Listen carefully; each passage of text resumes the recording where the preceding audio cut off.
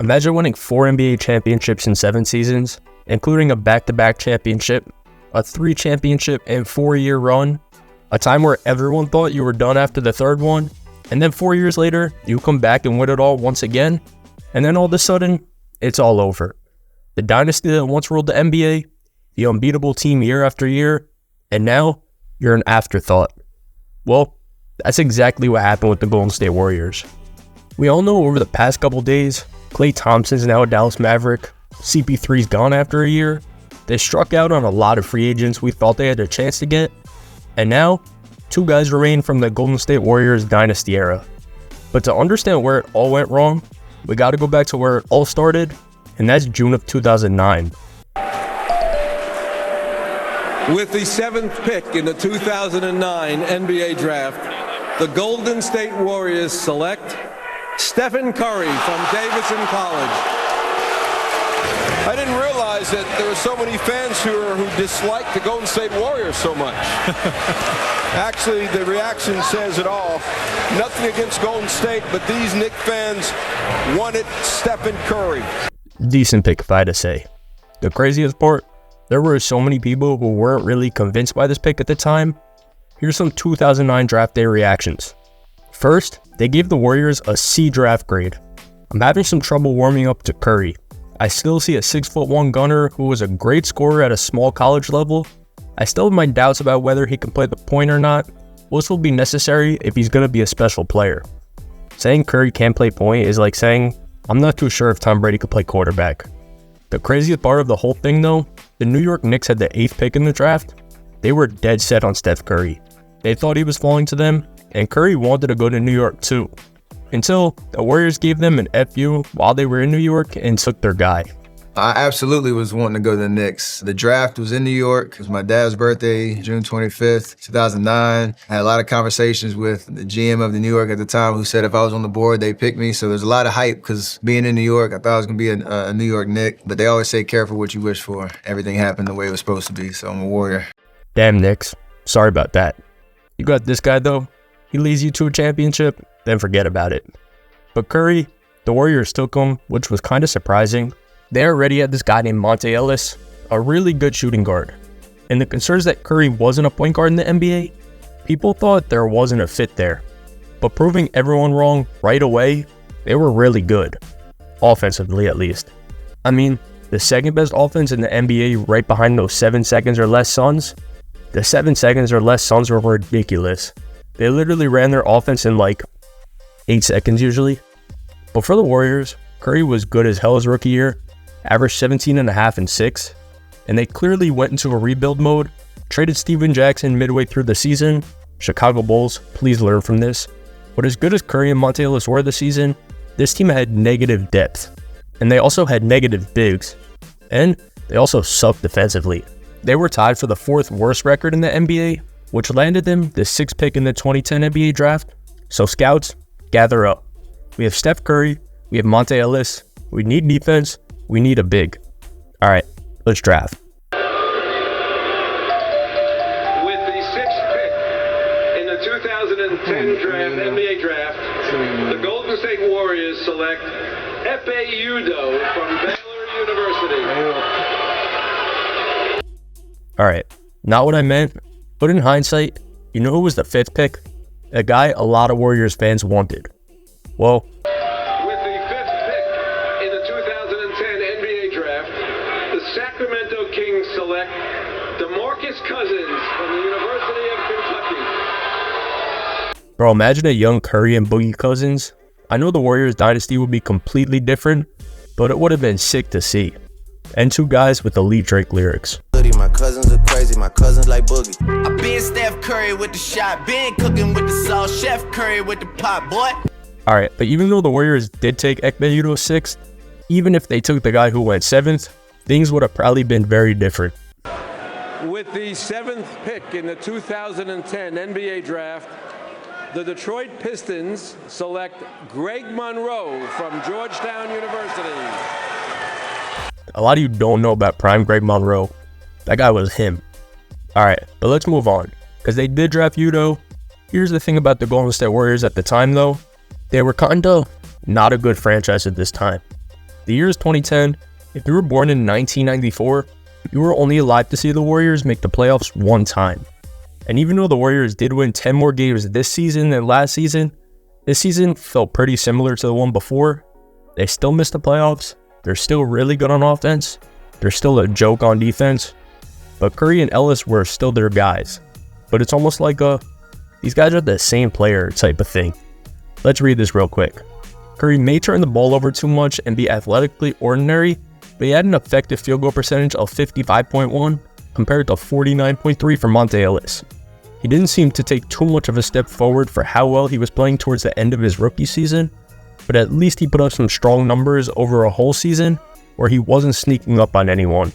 My main concern for Curry are his body holding him back from matching his skill and the malice I sense he has in being a member of this franchise. So in a nutshell, Curry more efficient than Ellis, but also Curry not much growth, kinda stagnant, and also some concerns that he might be unhappy with the Warriors. So that's where they sit with Curry at this point. And oh yeah, already a lot of people were unhappy with Ekpe Udoh. It felt like a reach at the time, and even more so following a very encouraging rookie season from Greg Monroe. Nice. I gotta mention something really quick though. Honestly, recently, with the NFL season about to start, I've been looking to find the best deal on Vikings tickets. And with that, I'm happy to announce that today's video is sponsored by SeatGeek. With over 28 million downloads, SeatGeek is the #1 rated ticketing app. There are more than 70,000 events on SeatGeek, including concerts, sports, festivals, and more. I've always wanted to go to a Vikings game, and SeatGeek was easily the easiest place to find tickets for that. Also, baseball season is in full swing, the NFL schedule is out. If you don't want to miss out, SeatGeek has your tickets to every game. Plus, artists like Luke Combs and Blink-182 are on tour. You don't want to miss things like that. SeatGeek puts all the tickets across the web in one place to make sure you're getting a good deal. Each ticket is rated on a scale of 1 to 10, so look for the green dots. Green means good, red means bad. Every ticket is backed by their buyer guarantee, and SeatGeek is the only site that lets you return your tickets ahead of the event with swaps. And you know I came through for you guys. Use my code ModernJam for $20 off tickets at SeatGeek. That's $20 off your first purchase with promo code ModernJam. Make sure you click the link in my description to download the app. Alright, back to the video. The next offseason is one of the most important of the Warriors dynasty, because they landed the 11th pick of the 2011 NBA draft, one of the most stacked drafts in NBA history.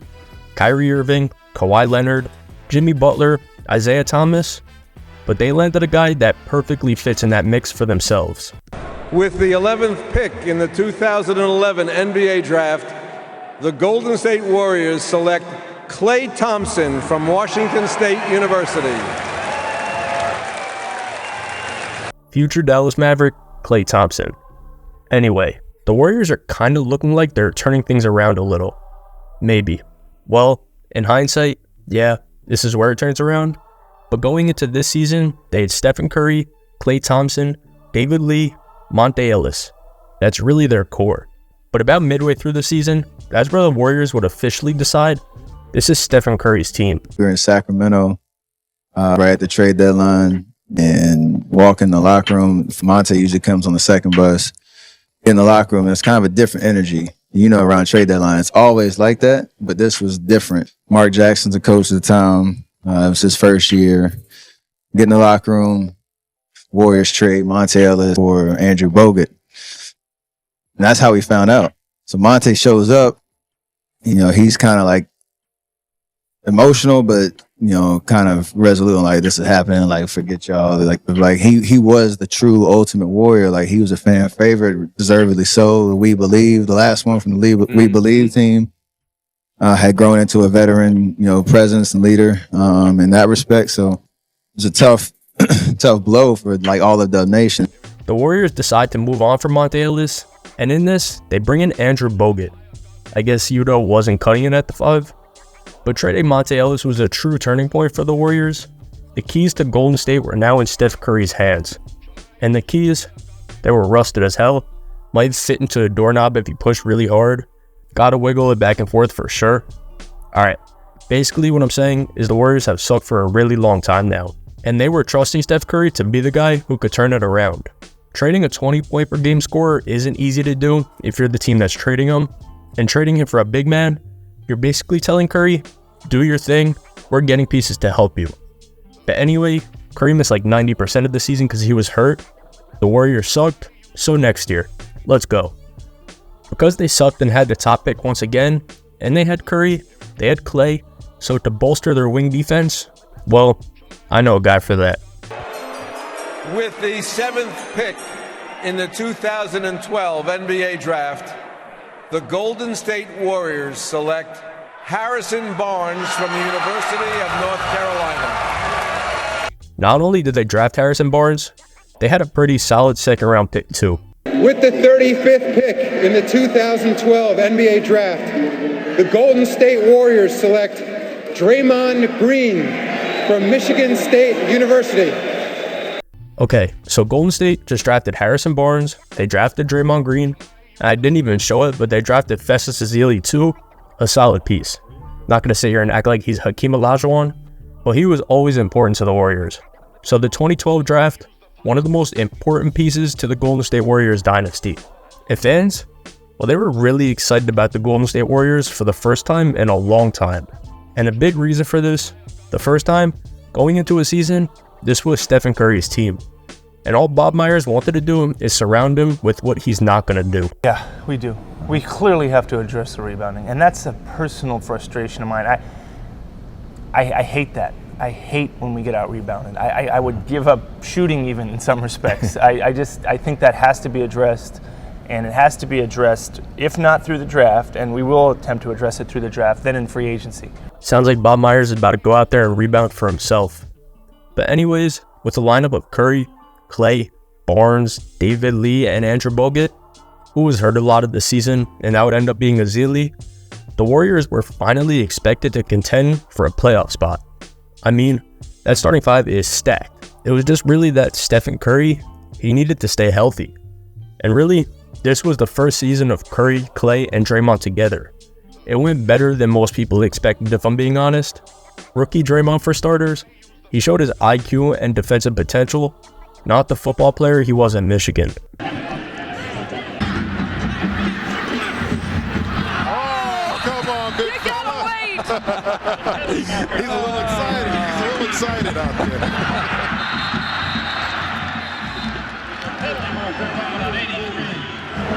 I don't like his stance, really. But, he's locked up.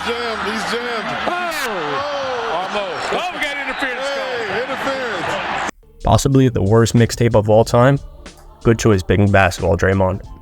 But besides that, Klay Thompson, he showed he's a lethal three-point shooter and a great defender. Over 16 points per game on 40% from deep. And the guy, Steph Curry, he's an offensive powerhouse. He can't be stopped, honestly, because we've never really seen anyone play the game the way he does.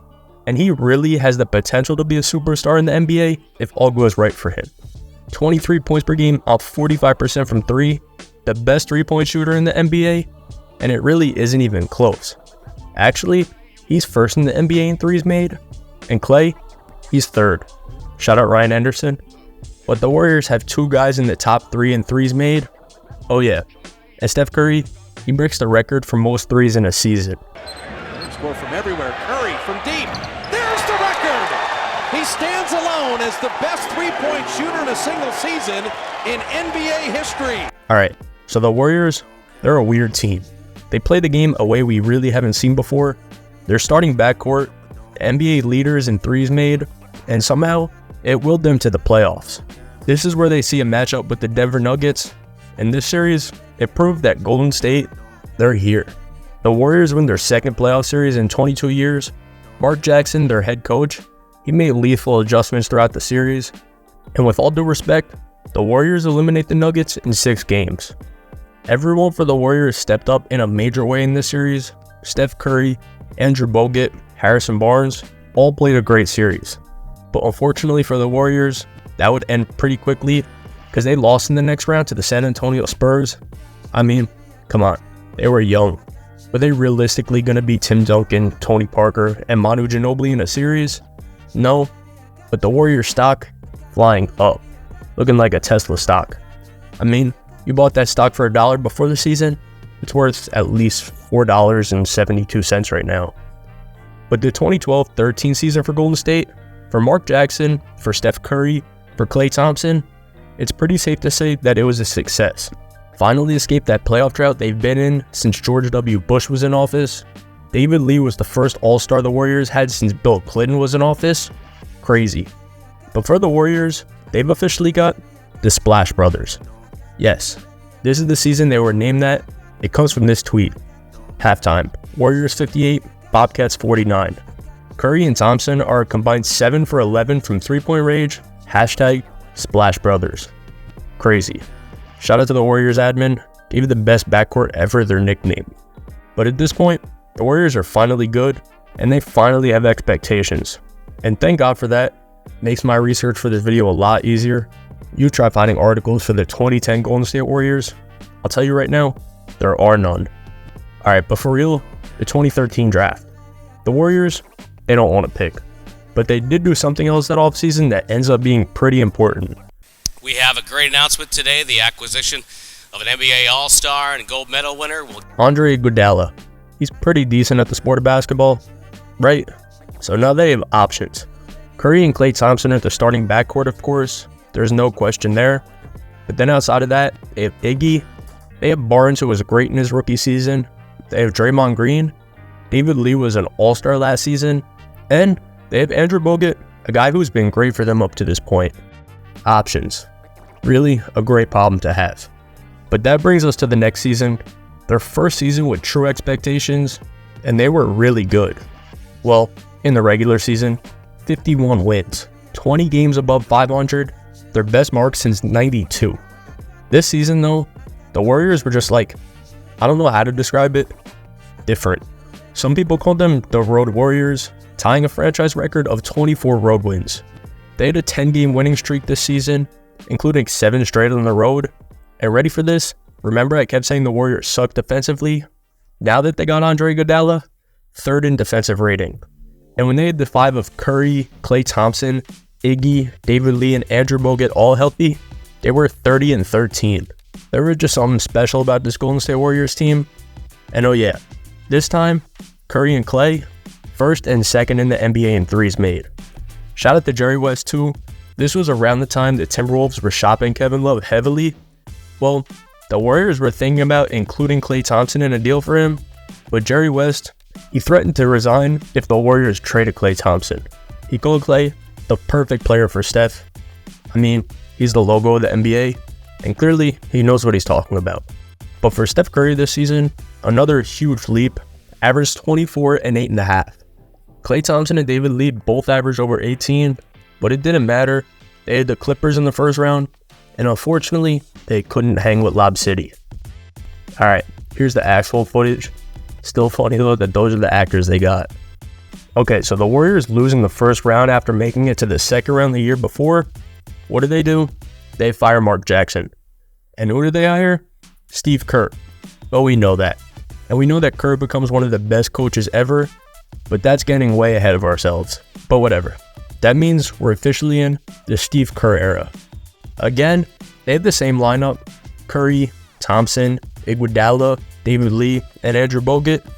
But now, they added some veterans off the bench. Sean Livingston and Leandro Barbosa, 2 players who will become very important for this team. They were supposed to be one of the best teams in the NBA, and that's exactly what they were. Actually, they were the best team in the NBA, and this was instant. They started off the season 21-2, the best start in Warriors history. They also had a franchise record 17 straight home wins, and they finished 67-15. And for the first time since the 70s, they won the Pacific Division. 67 wins is also the most ever by a rookie head coach. The Warriors, they were just dominant. 1st in defensive efficiency and 2nd in offensive. My favorite moment, maybe in NBA history though, comes from this season. You know what it is. When Klay Thompson had 37 points in 1 quarter. Player game history. For most points in a quarter, you just watched it. That quarter feels fake. For some of the players for the Warriors though, let's see what happened in their individual season. We'll start with Klay because we just talked about him. Besides being just Curry's sidekick, he was a clear superstar in the NBA. He made his first All-Star team this season. Andre Iguodala, actually, he got moved to the bench in a good way though. They needed someone to control the bench, and he was perfect. And he becomes insanely important in the finals too. You'll see why. Anyway, Livingston and Barbosa, they proved to be huge bench pickups. Draymond, his official breakout season, and really, this is where he changed the NBA for the foreseeable future with his ability to play the 5 at like 6'7", whatever he is. Still got that backpack jumper. Andrew Bogut though, he was the anchor to the Warriors defense, but Steph Curry, not only was he great this season, but he was the best player in the NBA, winning his first MVP. Player in 55 years as a Warrior to win the MVP, and the last one was, of course, Wilt Chamberlain. So you're in very special company. Steph Curry, the best player on the best team in the NBA, and again, broke the record for threes in a season, 286 this time. Just continued to break his own record. But now we got the NBA playoffs. Of course, they're the first seed. I mean, they won 67 games. If they weren't, that would be ridiculous. But round 1, New Orleans, never even close. Warriors win 4-0.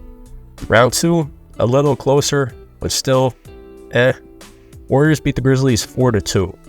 Round 3, Western Conference Finals, Warriors Rockets, Stephen Curry versus James Harden, 4-1 Golden State.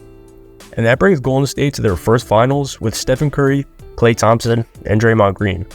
Versus, who else but LeBron James. But really, the Cavs were there, but the Warriors just beat them up 4-2. And the Warriors, they were just completely dominant, winning their first NBA championship in 40 years. Season is now complete. The Golden State Warriors are the 2015 NBA champions. By the way, if you're thinking Steph Curry won Finals MVP, you're wrong. It was Andre Iguodala. I bet if you put $1 on that before the season, you'd be a trillionaire. But anyways, 67 wins, an NBA championship. How do you get better than that? That's peak, right? Not when you have the best backcourt of all time. But going into that offseason, they felt like it was time to move on from David Lee. I mean, it was the Curry, Klay, Draymond era now. So they traded David Lee to Boston. They also drafted some guy with the 30th pick of the draft. He ends up being alright. With the 30th pick in the 2015 NBA Draft, the Golden State Warriors select Kevon Looney from UCLA. So coming into the season, the defending NBA champions, 67 wins in the season before. How do you top that? Well, one way to do it will be to start the season on a 24-game win streak. The best start to a season in NBA history. Look how big of a deal it was when they lost. And NBA champions, but it has happened. MCW picks it and hammers it down. That's it. 108-93. The Bucks on the verge of stopping the 2 longest streaks in NBA history. Besides the 24-game win streak to start the season, they also did some other pretty ridiculous things. How about this? 54 straight regular season home game win streak. That's like actually stupid. If you go to a Golden State Warriors home game, you'd know for a fact they're winning. Unless you go to that 55th game, then GG's. But besides that, the first team in NBA history to go the entire regular season without back-to-back losses and without losing to the same team twice. How about this one though? 73 wins, the most in NBA history. A 73-9 record, the greatest record in a regular season in NBA history from any team. And for the individual achievements, Steve Kerr in his second season, Coach of the Year, Curry, Klay, and Draymond, all 3 names of the All-Star team, Draymond, the All-NBA second team, and the All-Defensive first team, Klay Thompson, the All-NBA third team, and Steph Curry, well, arguably the greatest regular season from any player ever. The first and only unanimous MVP in NBA history, the scoring title, 30.1 points per game, and he led the league in steals and free throw percentage, and he was the 7th player to enter the 50-40-90 club. Just a dominant season from Curry, and oh yeah, he broke his own record for threes made in a season with 402, just destroyed the record by over 100. Not only was this season dominant for Curry, it was for all the Warriors. I mean, obviously, they had 73 wins. Think about this though. When the All-Star break came, they were 48-4. Yeah, 48-4. Just stupid. They were 60-6 at one point. Now that $4.72 stock, you can sell that for at least $17.38. But going into the playoffs, nobody wanted to play the Warriors, and they continue to do what they've been doing. 4-1 versus the Rockets in the first round, 4-1 versus the Blazers in the second. In the third round, they actually found themselves down 3-1 versus Durant, Westbrook, and the Oklahoma City Thunder, but somehow they came back and won the series in 7. I mean, Game 6 Clay. But then we go to the NBA Finals, and they're up 3-1 on the Cavaliers once again, but somehow LeBron and Kyrie literally turn into Superman and Batman, and they lead the Cavs to a 3-1 comeback.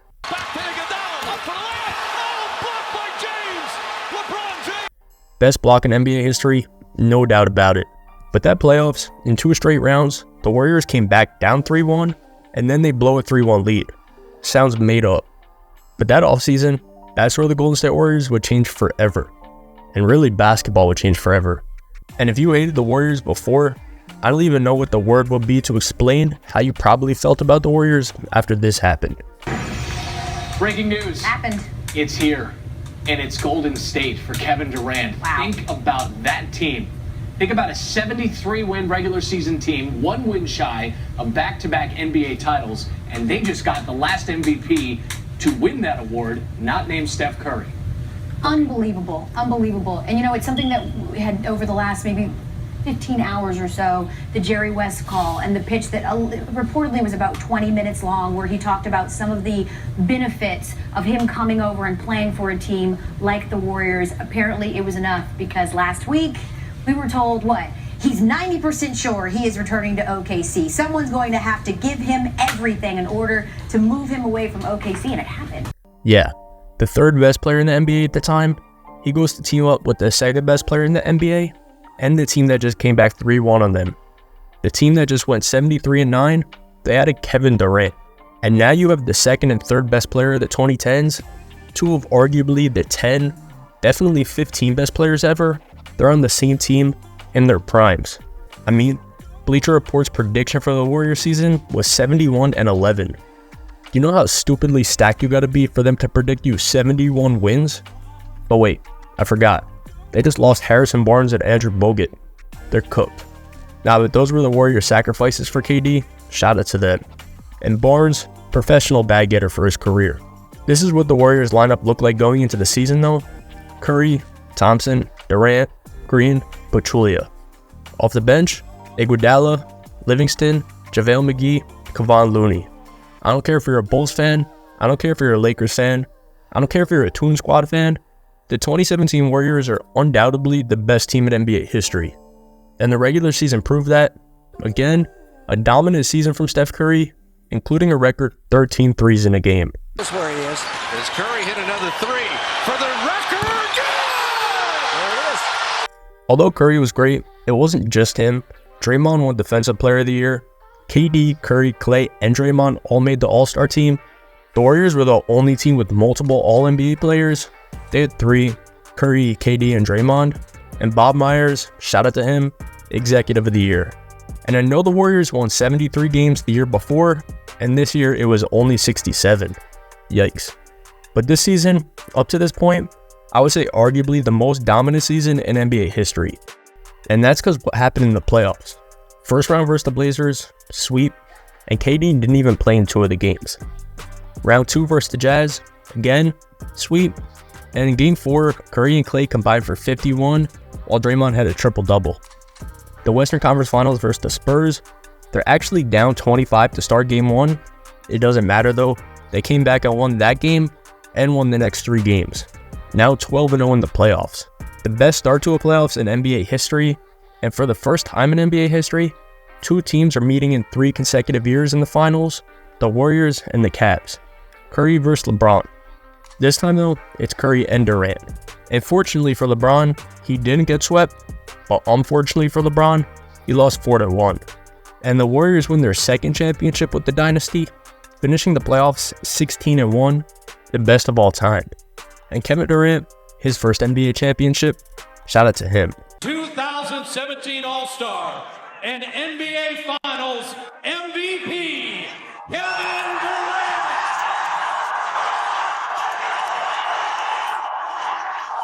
So winning this championship, Over the last 3 seasons, the Warriors have 3 finals appearances, 2 championships, and a combined record of 207 and 39. Just ridiculous. And low-key, we're only halfway there. And Curry and Durant realized that because that offseason, they both re-signed. And KD, he resigns at a discount so they could afford their vets. This year, they add Nick Young and Omar Casspi. And what do you know? Another dominant season. This time though, only 58 wins. But again, Durant, Curry, Draymond, Klay, all All-Stars. The first team to have 4 All-Stars in consecutive seasons. Shout out to Jeff Teague, Kyle Korver, Paul Millsap, and Al Horford though. But Steph Curry of the season. He had 9 games where he hit 10 threes. By far the NBA record, and not even close either. And guess who had the record before? Yeah, Klay Thompson with 4. But again, the playoffs, round 1, 4-1 versus the San Antonio Spurs. Round 2, 4-1 versus the Pelicans. Round 3, actually beat the Rockets in 7, but the Rockets decided to miss like 893s in a row, so there's that. But the finals, a 4-0 sweep versus the Cavaliers once again. And once again, Steph Curry, Klay Thompson, Draymond Green, Kevin Durant, NBA champions. The 3rd time in 4 years, just solidifying their places in NBA history even more than before. Alright, so now, this is the highest point it could get, and quick warning, if you have that stock still, sell, because there's about to be a big dip. But really quick, let's look at something. The Warriors' current lineup: point guard, Stephen Curry, All-Star; shooting guard, Klay Thompson, All-Star; small forward, Kevin Durant, All-Star; power forward, Draymond Green, All-Star. What are they missing? An All-Star center. How about this?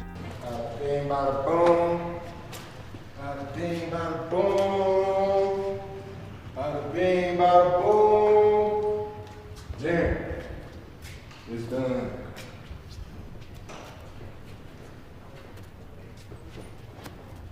I bet.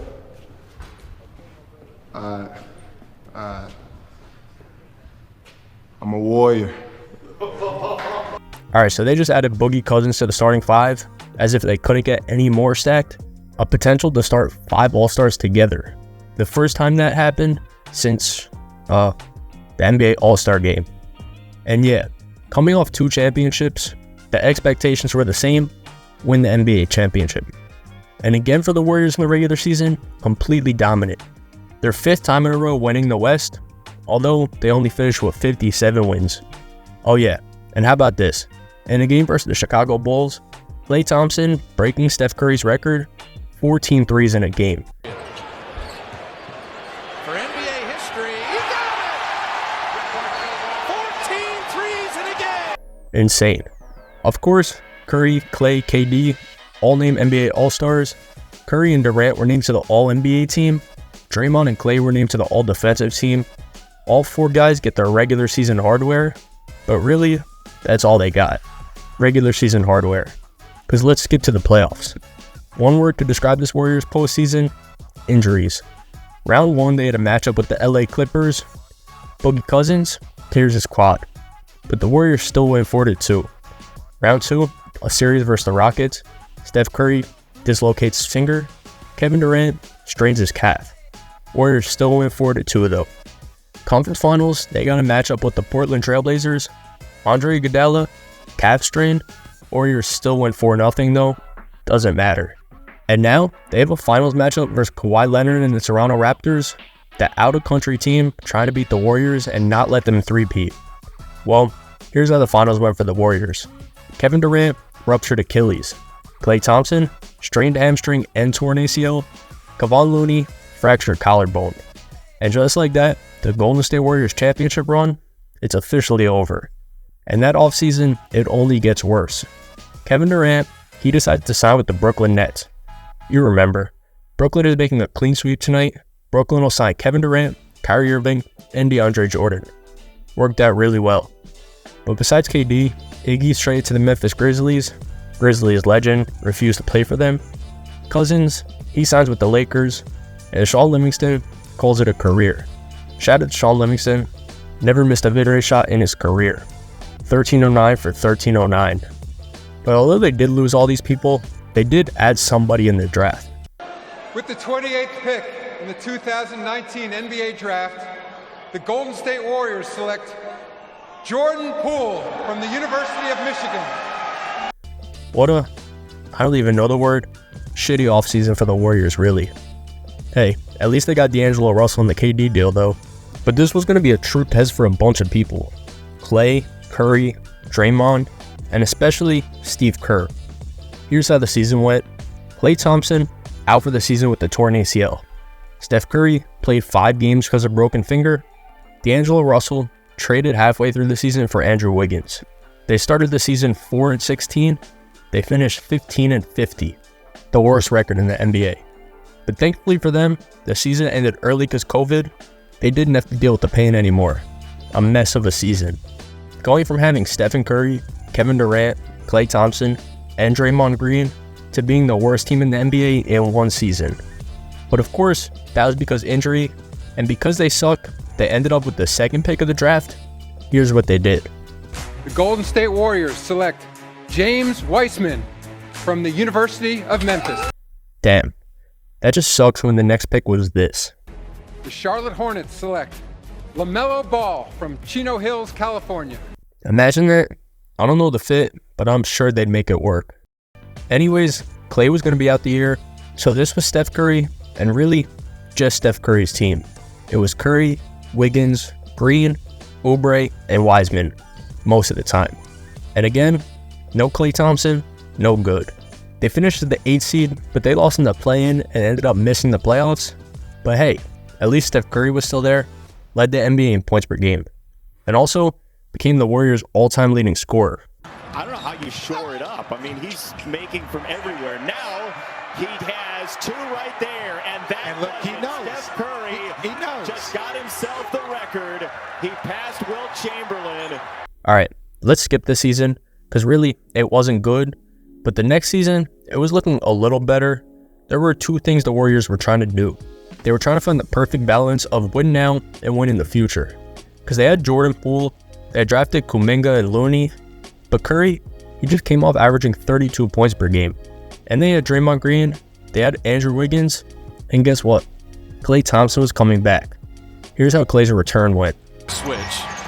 He went to reach, and Klay down the lane! Still crazy. But besides Klay coming back too, Curry did something pretty cool. He became the NBA's all-time leader in threes made. Again, here's Curry for the record. It's good! There it is! Okay, so the Warriors are kind of rolling with the big 3 back and healthy. Curry, Draymond, and Wiggins were all-named All-Stars. They finished 53-29. That gave them a first-round matchup with the Denver Nuggets. 4-1 Golden State rolled through them. Round 2, a young Memphis Grizzlies team, 4-2 Warriors. The conference finals, Luka Doncic, Jalen Brunson, and the Dallas Mavericks, not even close. 4-1 Warriors. And that gave them a matchup with the Boston Celtics. The Warriors, after being dominant for near a decade, falling off, becoming one of the worst teams in the NBA for a few years, back in the NBA Finals. And you know how it went. The Golden State Warriors, once again NBA champions. The 4th time in 7 years. The Dynasty is right back where it started. And next season, things were looking pretty bright early too. Steph Curry led the NBA in threes per game. Klay Thompson led the NBA in total threes made. Curry makes the All-NBA team. Draymond makes the All-Defensive team. Curry, Klay, and Poole combined for the most threes from a trio ever. Looney leads the NBA in offensive rebounds. Andrew Wiggins, Jordan Poole, and Dante DiVincenzo all have career years. And they finished 6th in the West. Didn't have to play a playing game, which matched them up versus the Kings in the first round. Curry, Game 7, 50 points. Round 2, the Warriors had a guy they were pretty familiar with, LeBron James. But really, overall, the Warriors couldn't hang with the Lakers. Anthony Davis was a monster defensively, Curry had off shooting nights, and the Lakers just took advantage. And that sent the Warriors to Cancun. And now, we're going into the most recent offseason. At this point, people knew this might be the Warriors' last chance. They just extended Draymond to a pretty big contract, so they consider him a focal point of the team. Curry is still making All-NBA teams, but Klay Thompson. He gets injured a lot, he's not the player he used to be, and he's entering a contract year. So we gotta see how this year plays out. I mean, If they win the championship, there's no question Klay stays. Let's just see how the Warriors offseason goes. But real quick, remember this.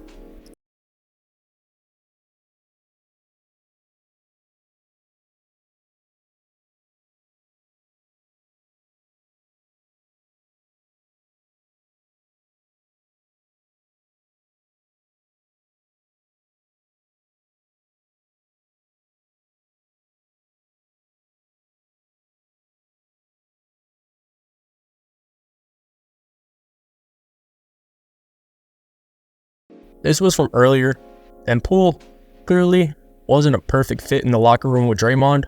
So what did they do? They trade him for one of the best point guards ever, Chris Paul, aka Celtic Shaq. But clearly, trading Poole for CB3, they're trying to win now. And that's exactly what didn't happen. The season went a little more something like this.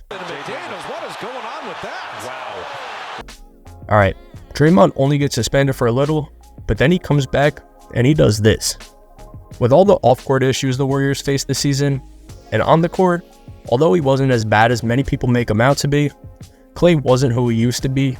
Curry was still great, but of course, not the Curry of 2016 anymore. Andrew Wiggins didn't perform anywhere near expectations, and the Warriors, they lose in the play-in tournament. So since the 22 championship, a second round exit, and then a missed playoffs. And just like that, we're in the current day. And what's happened over the past week? Well, for starters, CP3 completely bought out. He signs with the San Antonio Spurs and joins Wemby. But more importantly, Klay Thompson. After over a year of contract negotiations, the Warriors and Klay just too far apart. And ultimately, well, you know what happened. The Splash Brothers are officially separated. And really, it's official. We can't overstate Klay Thompson's incredible and legendary contributions with the Warriors dynasty during his 13 years with the team. The amount of joy and happiness Klay's provided Warriors fans, Bay Area natives, and Dub Nation supporters all around the world has been immense and cannot be minimized. Klay's legacy will live on forever, and we look forward to the day we can retire his number 11 jersey at Chase Center. We thank Klay for his contributions and wish him the best as another chapter in his journey is written. Damn, over a decade of dominance, the best backcourt the NBA's ever seen, separated.